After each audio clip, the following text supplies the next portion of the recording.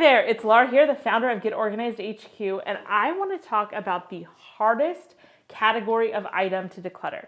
Now, a lot of people think that this would be sentimental clutter, and I will admit that is a really, really tough category, but I think this one is actually slightly harder, and that is what I call aspirational clutter. That means clutter related to things that you aspire to do, achieve, and to be. And this one is so hard because it deals fundamentally with our identity, and when you declutter one of these items, you're not just, getting rid of a thing, you're admitting to yourself that you're not going to do something. You're either not going to do what you used to do, you're a different person now, or you had intended to do something and you're acknowledging that that's not happening, or at least not happening in the very near future.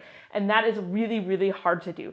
So I think it's easier if I kind of tell you some examples, and some of you are going to relate to some of these, but that'll help you understand what this is. And if you have items that you're struggling to declutter, I think this might help you. And I also want you to know that there's light on the other side, because decluttering some of these items can actually be a huge relief, even though it's going to feel uncomfortable in the moment.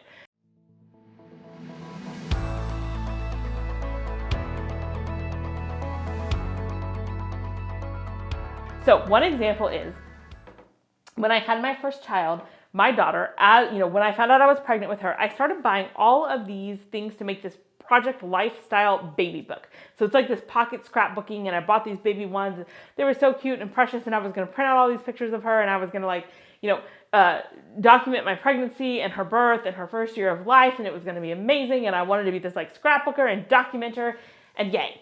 Well, here's what happened. I did one spread of pregnancy, when I was pregnant with her, I was close to my due date. I might have done half of a spread of her actual, life, but I didn't have any pictures printed out because they're all digital, right? And so I didn't print any of them out. I wrote a couple journaling cards and put a couple things in there. That was as far as I got. Then here's what happened. So this is as far as I get. And then under 2 years later, I have another baby. So now we're getting more busy. And then I move, and then I move again. And do you know what? I have still not done another thing on this baby album that I thought I wanted to create.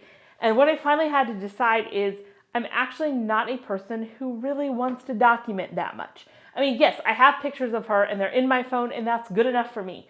I don't want some baby album that I have to write in. It's just what I thought I wanted. It's what I thought I wanted to be a person who documents every little thing, and it turns out I just didn't want it enough to actually do it. And so instead of staring at these items and feeling bad every time I saw them, I would feel this guilt of I really should be making her baby book. I haven't done it yet. When am I going to do it? Why haven't I done it? I didn't feel good. I felt bad. And so I just finally decided, you know what? I am not going to make her this baby book. Someday I may make her a digital one just out of the, different pictures of the first year of her life, but I'm not making this physical baby book. So I donated those items. They were so good to go. I took out the personal stuff, and somebody else who actually is going to do it is probably going to enjoy them. But it wasn't for me. But the hard part wasn't literally, once I decided I wasn't going to do it, it wasn't hard to let go of the items. The hard part was I had to decide and admit the truth that I wasn't going to be making that baby album. And then I could let it go. So there may be some things that you need to admit. Other things are certain craft items.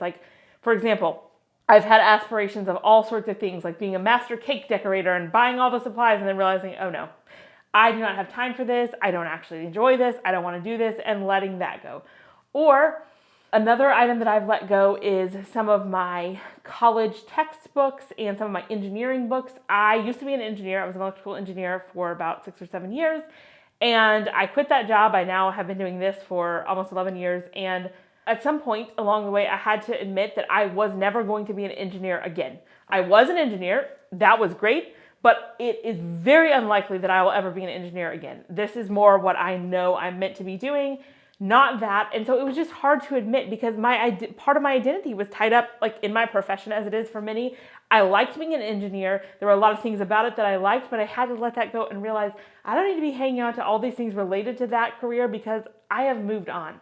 And it's at least definitely not in my near future, if in my future at all. Now, another one that I know a lot of people have is buying exercise equipment that you don't actually use. The classic example is you buy a stationary bike and you're just using it as a rack to hang your clothes or something like that.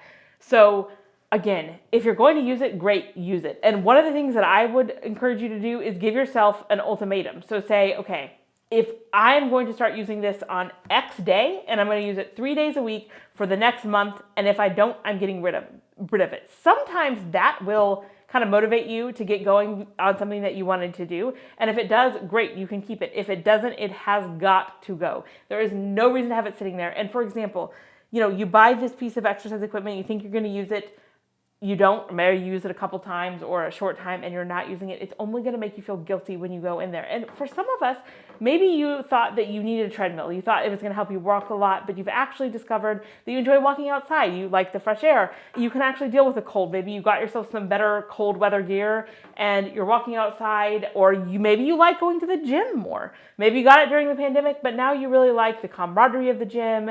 You like all the equipment that the gym offers, so you don't need this anymore. So you can go ahead and let that go. But again, it's not the letting it go that's hard. It's admitting that, no, I'm not a person who uses the treadmill on the regular. I'm not a person who uses the spin bike on the regular. Just admitting that, I think, is what is the challenge. But once you do that, you can let it go. You can free up space and you can give yourself like physical and mental space for the things that you actually are doing. So I hope that's given you some encouragement when it comes to dealing with this category of clutter. I would love for you to leave a comment and let me know what item in this category you've just decluttered, or if you're struggling with something, like go ahead and let us know. And also go ahead and click the link below and watch my entire decluttering playlist. I have tons of decluttering motivation for you.